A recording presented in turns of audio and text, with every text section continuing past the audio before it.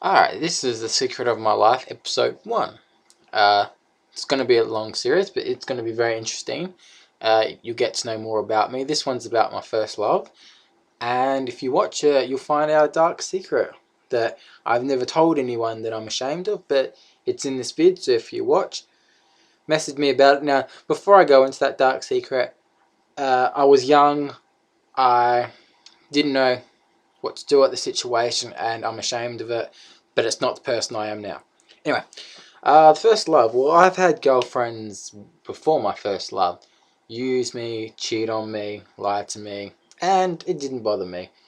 Because when you're growing up, uh, anytime you're under the age of 19, I personally believe don't take relationships too seriously because you got a lot of growing up, and you got to focus on your schooling, your work, etc., etc.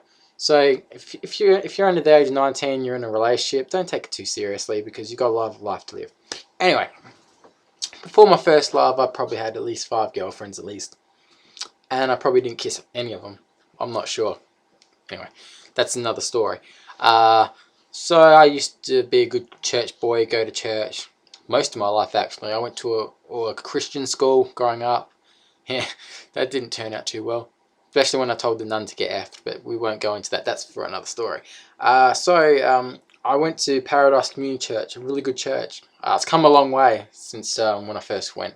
Uh, you might know Guy Sebastian, the first ever Australian Idol winner. He came from that church. In fact, before he became famous, I used to watch him every week on stage with his older brother Ollie.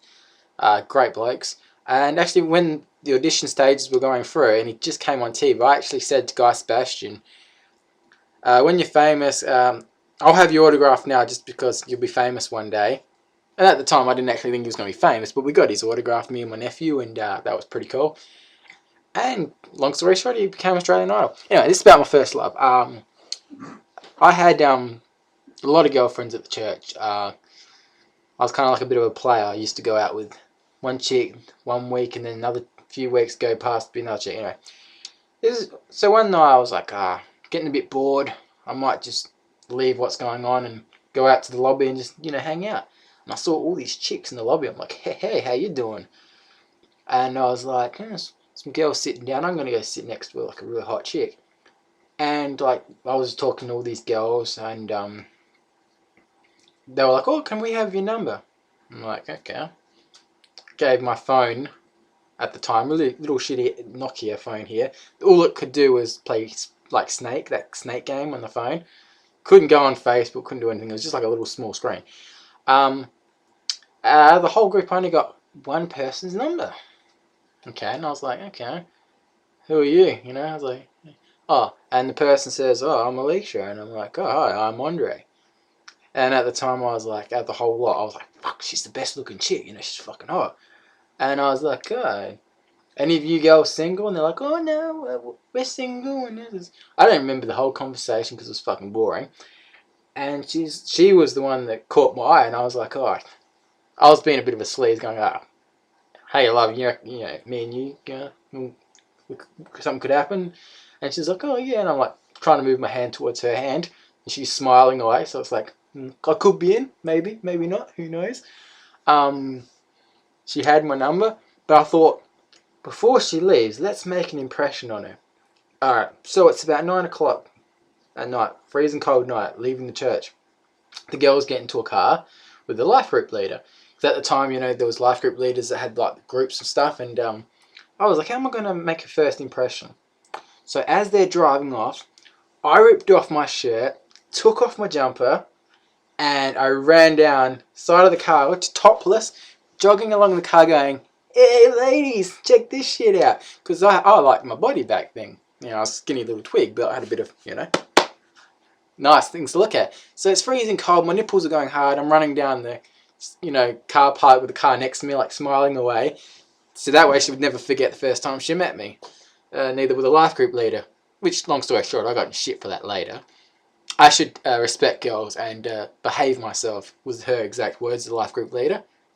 If she only knew me now, hey, how you doing? So that was a good first impression.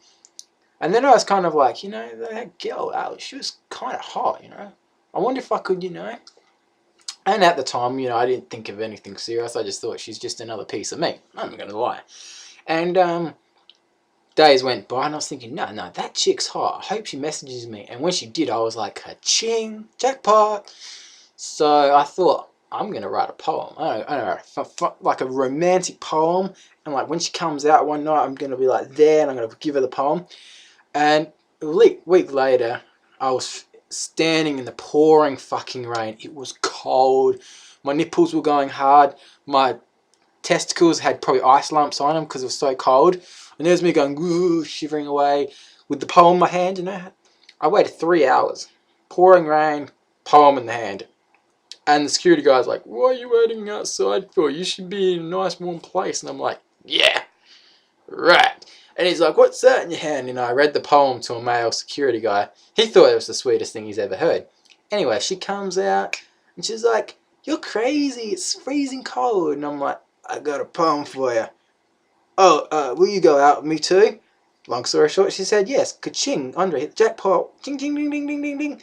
Anyway, I noticed because after, like Friday nights, they have this thing where like they go to the church and then afterwards they go to Macca's. Macca's is like a 20-minute walk. So in the pouring rain, what do you think I did? I walked to Macca's. Well, I didn't actually walk. I ran the whole fucking way. And when I got to Macca's, they're like, you think she'd go out with you? You're nothing but a dickhead loser. And I was like, did I just stand out in the pouring rain for 3 hours to hear that? And I didn't believe it because these girls are a bit nasty. They're a bit bitchy. So I'm like, I hope I didn't make an idiot of myself. Long story short, they were wrong because Alicia texted me that day saying, oh, you're so romantic. I'd love to be a girlfriend. Then the alarm bells went, ding, ding, ding, ding, ding, ding, ding, jackpot. I won. Yay. So the first, say, few weeks, it was slow. Like, getting to know you stage. This was my first true relationship, first love. I wanted to keep her for the rest of my life. I knew it then and there. So, at the time I was a virgin. And I knew nothing about sex. I knew nothing, never watched porno, never seen a sex scene. So you can kind of imagine that because of the age I am, the age she was, it's probably not going to happen. But one night, she came over my place and I'm like, house to myself, ka-ching, ding, ding, ding, ding, ding. My parents left and I'm like, alright. So I walk into my room, there she is, stark naked on my bedroom, like just on my bed. I'm like, whoa, fucking hell. Then I heard this, my dad came back in the house. I'm like, oh, fuck. I don't want him seeing her naked, but, And my dad looks at me and goes, you look like you've seen a ghost, son. And I'm like, yeah. What I really want to tell him was, hey, my girlfriend's naked on my bed right now, and I don't know what the fuck to do. So they left, and I was at my door for like 10 minutes thinking, she's naked on my bed. I was worried about the sheets because I was like clean freak back then. And I'm like, what do I do? Like, do I put music on, candles, flowers? What the fuck do I do? Because it was my first time. So me being a typical Italian, I walk in and go, yo, would you like some music or would you like a can of soft drink? Very smooth, I know. So what I did is I put some music on. And the song was Modest by Jeff Hardy. Look that up. And I put like on my computer like this like wallpaper that's got like flames, like an open fire. Try to be romantic because I couldn't find candles. And no shit, I was like, what do I do? Do I get on top? You get on top? And she's like, you get on top and I do the rest. And I'm like, does that mean she's not a virgin? Because I didn't know what I was doing. Because, hey, I've never done it before. Long story short, we did it. Yeah, it was great. This happened in July or June of 2002 or 4. I can't remember. It was around there. Anyway, we went everywhere together. We went to a blue light disco one night, and she saw her male friend. And at the time, I was like, no one can touch my woman because it's my woman.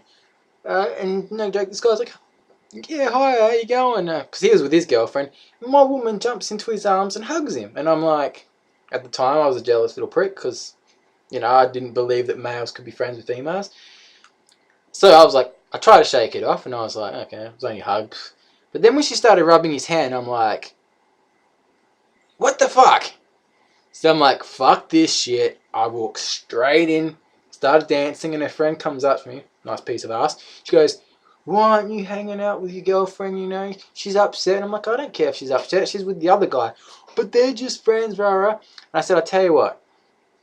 I looked a friend in the eye and said, if you kiss me, right, I'll talk to Alicia. And she's like, alright. So I hooked up with her friend there and there. Long story short, good kisser. But that's for another story. Anyway, she goes and grabs Alicia. We start talking. Argument starts happening. So I'm like, you don't go up to another guy and hug another guy and start rubbing his hand. I'm here as your date. I paid you to get into this dance place. Show me some respect. And we had another argument there, and this was the first of a lot of arguments, sadly, because she used to test my buttons. And I suppose, knowing that, I was going to TAFE at the time and she was going to school. So what I did is, before my last lesson at TAFE, I would go down to her school, lunch break, and see her. We had a lot of sex during those lunch times. I feel ashamed, and she's watching this, by the way, so I'm not hiding this from her. I felt a bit of ashamed, not just because I was having sex on her lunch break, but because it was behind a service station, and if you're having relations with any person, don't do it where people can see you. I mean, that's really disgusting and sick, but that was kind of like our sex life. We did it in random places, weird places, and I regret doing that now, all these years later, because I should have been more respectful for her. I should have kept that bit more private. But I knew I still wanted to be with her. I didn't care about what her parents thought of me. I didn't care what anyone. It's like Romeo and Juliet. Their parents and their families hated each other, but they still were madly in love with each other. And long story short, Romeo and Juliet killed themselves because they wanted to be together. If you look at the end where Romeo takes the pill and Juliet's waking up, and she sees him die, and then she gets the gun to her head. Well, that's kind of how me and her relationship ended. Anyway, so weeks were going by. There was arguments. Now here's the thing that I regret. Sometimes she'd push my buttons, and I'd slam her against the wall. We got violent, and I fucking hate it to this day, and I'm so ashamed of myself for it. There was one night we were doing the dishes, and we had an argument. I got a knife, and I stuck it to her throat, and I told her to shut the F up. I hate myself to this day for doing it, because that was when my mental problems started to kick in at such a young age for me, and since that day, I've been the way I am since then. I was fine before I met her because I didn't care about the whole cheating thing and lying, but with her, I started snapping, and it got to a stage where having sex one day and we were fully enjoying it, going at it, and she brought up my ex, the ex before her that cheated on me, during sex, and I said, shut the fuck up and don't bring it up again. She wouldn't stop. So as we're having sex, she's trying to bring up my ex. So I put my hand on her throat and I said, shut the fuck up and stop. And I'm ashamed of myself for doing that. No man should put his hands on his girlfriend.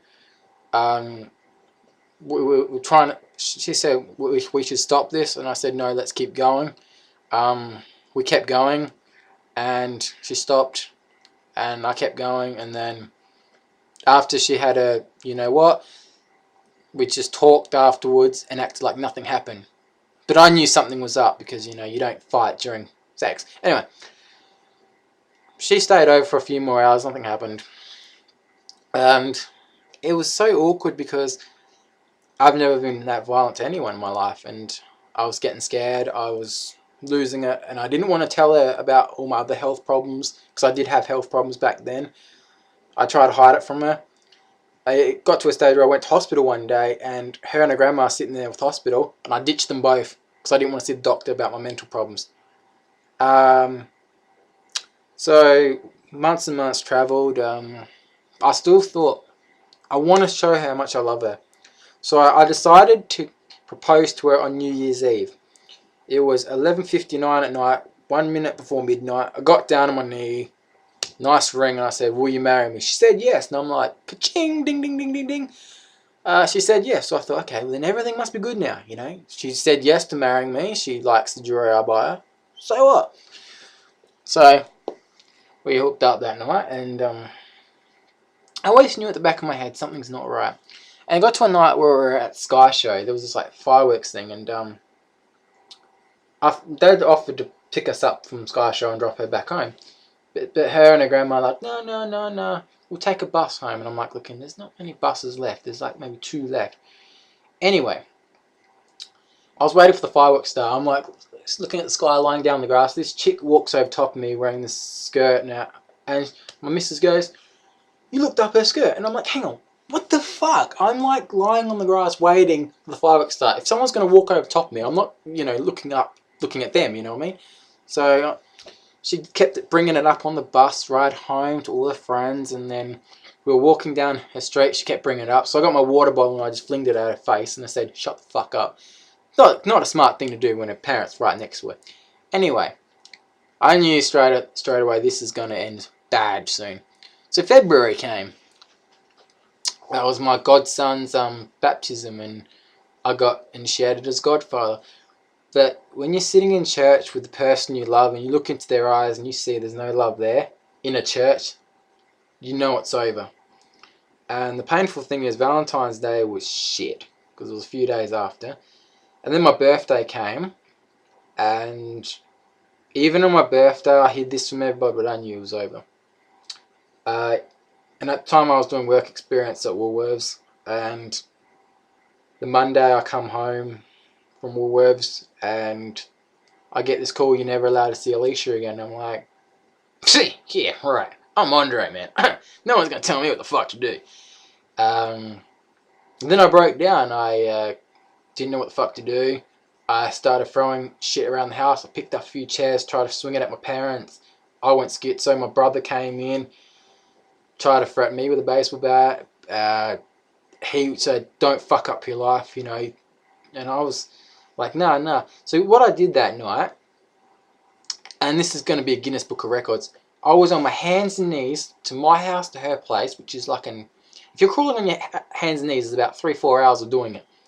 I crawled on my hands and knees with blisters on my knees, cuts on my leg. I went up to her front door and I said, I love you. Don't do this to me.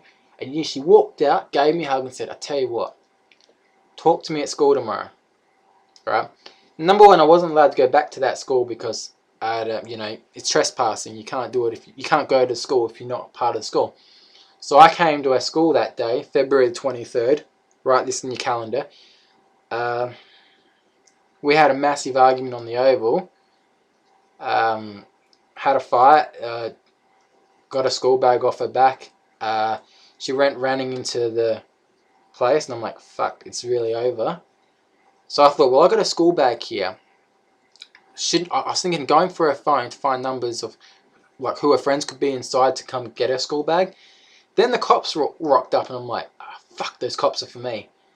And I thought, what am I going to do? I don't want to have the evidence in my hand. So I tried to hide her bag in some bushes, and I slipped her phone in the back of my pants so that way the cops can't frame it on me. And as the cops were like, where's her school bag? I'm like, I'll show you. I'm trying to like get the phone out of my pocket so I can ditch it so I'm not pinned with it. Female officer's fucking smart as hell. She saw me throwing the phone in the garden. I'm like, fuck. So long story short, they got her school bag. But guess what was next to the school bag? A freaking huge knife. And the cops were like, oh, do you know anything about the knife? I'm like, what knife? There was knives next to her school bag. I'm like, hey, I don't know anything about that. And they fingerprinted me and the knives, and there was no fingerprints. So, anyway, a few years went by. I had a restraining order put on me, did a couple of hours in jail. But the rules state that you can't contact the other person. I still did because I still loved her. The conversations to this day, if you look at the conversations on the bill, they weren't just 5-second conversation or 10 seconds. These were like half an hour to an hour conversations. So basically, the court said, well, she's talking to him. She's not, just saying, don't talk to me, hang up, because the conversation was long. So yeah, that was a story about my first love.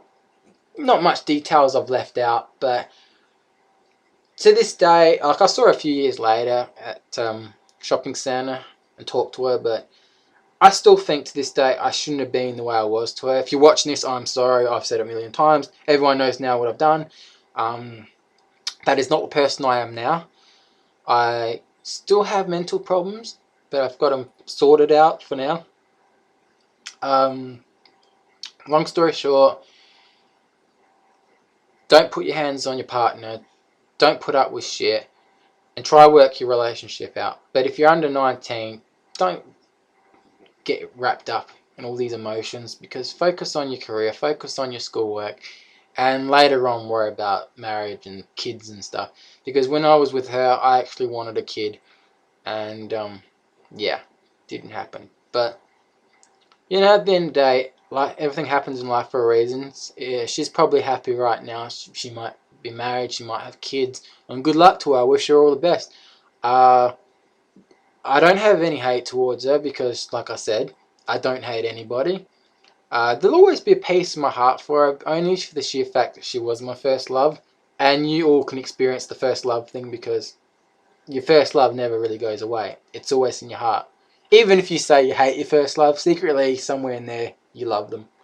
So thank you all for watching. This was the longest video I've ever done. I don't even know if it can upload to YouTube because it's over 21 minutes. So now you know my little dark secret from that thing. If Alicia, if you're watching this, yeah, I just said exactly everything. I told them the truth. So you won't reply to me, so it's all good. If you guys want to ask me any questions, do it on my Facebook page or YouTube page. Call me a scum, prick, arsehole, wanker, delete me. It doesn't matter. Just know that I did the wrong by her and she's a complete angel. Yeah, I won't give her name out so you don't research her on Facebook. So yeah, thank you all for watching. I'd like you all to forgive me for my past, because it's something that I must live with every day, and I don't sleep some nights because of it. But if I could say one thing, and if she could hear what I'm about to say, it would probably shock her. But I am truly sorry. I shouldn't have done the things I did. Maybe I should have got help early, and I wouldn't have done the things I did. You're an amazing person. I should have respected you more and appreciated you more. I can't say you're the best girlfriend I've ever had, because the current person I'm with now is the best girlfriend I've ever had. But you'll always have a place in my heart. What you do in your life is your business from now on. I will not try to contact you. I admit that I'm wrong in front of everybody that's watching this vid, and hopefully someday you can ask the Lord for my forgiveness and just forgive me. And I'm not asking you to be friends with me. I'm not asking you to bend down and kiss my feet or anything. I'm just asking you to bury the bridge, put it under the bridge, leave it alone. Alright, that's all I ask. And if someone said to me, what's your one true wish? Except for me and my partner live happily ever after, my other one true wish would be for Alicia to be happy with whatever she decides in life. And yeah, as long as she's happy, that's all I care about. So thank you all for watching, and stay tuned for episode 2. Don't know what to discuss in episode 2. Maybe it's going to be my goth life, or my poker life, or my friends.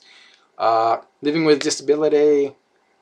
We don't know what to talk about. But yeah, give me some ideas, and I'll expose myself in the next video. So thank you all for watching, and I'll see you soon. Peace.